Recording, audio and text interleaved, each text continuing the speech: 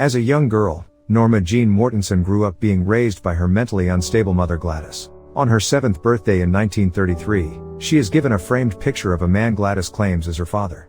Later that night, a fire breaks out in the Hollywood Hills, and Gladys drives Norma Jean up there, claiming that her father lives there, but is forced to go back home at the orders of the police. An enraged Gladys tries to drown Norma Jean in the bathtub when she asks about her father but lets her go. Norma Jean escapes to the house of her neighbor, Miss Flynn, who promises she will be fine.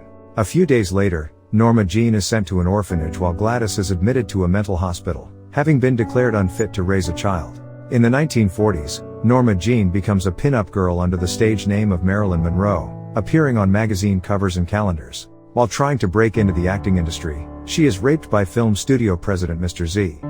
In 1951, she auditions for the role of Nell in Don't Bother to Knock. The audition goes poorly after she breaks down and leaves in tears, but she impresses the casting director enough to give her the part.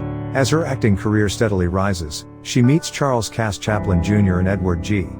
Eddie Robinson Jr., with whom she begins a polyamorous relationship.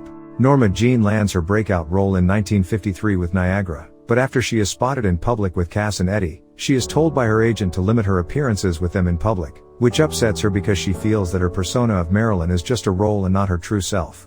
Norma Jean becomes pregnant with Cass's child, much to her delight, but eventually decides to have an abortion out of fear that the child might inherit Gladys' mental issues.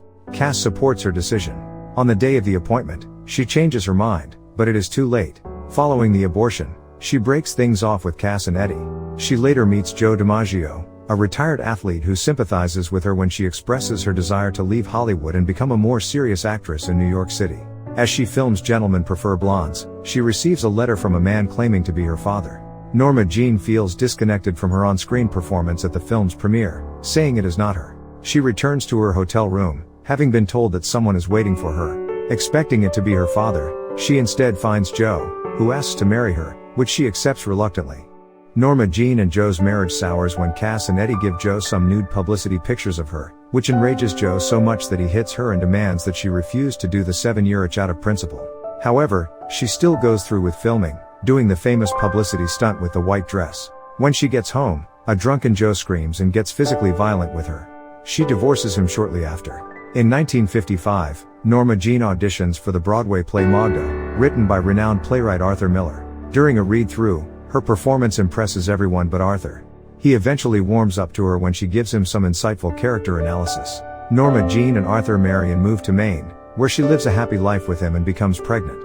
However, when walking on the beach one day with a platter of food, she trips and miscarries. Distraught, she returns to acting soon after. While filming Some Like It Hot, Norma Jean becomes more uncontrollable and mentally disturbed. She is overwhelmed by the constant press attention, feels that she is becoming a joke, has frequent outbursts on set, especially toward director Billy Wilder, and grows increasingly distant from Arthur. To cope with her stress, she begins taking pills. By 1962, she has become dependent on drugs and alcohol. Secret Service agents pick up an intoxicated Norma Jean and take her to a hotel to meet the president, who forces her to fellat him, before raping her, and then has her taken away after she vomits in his bed. Already dazed and drugged on pills, she begins to wonder if this is what being Marilyn Monroe has led to, and she also hallucinates having another abortion before being sent back to her home in Los Angeles. She learns from Eddie on the phone that Cass has died and has left something to her, which she refuses to see at first but is convinced by Eddie, who sends it in a package in the mail. Cass' memento turns out to be the stuffed tiger plush that she found when the three of them were together, and the package also contains a letter where he confesses that the letters that Norma Jean has been receiving, supposedly from her father, were actually written by him. Shattered by the revelation,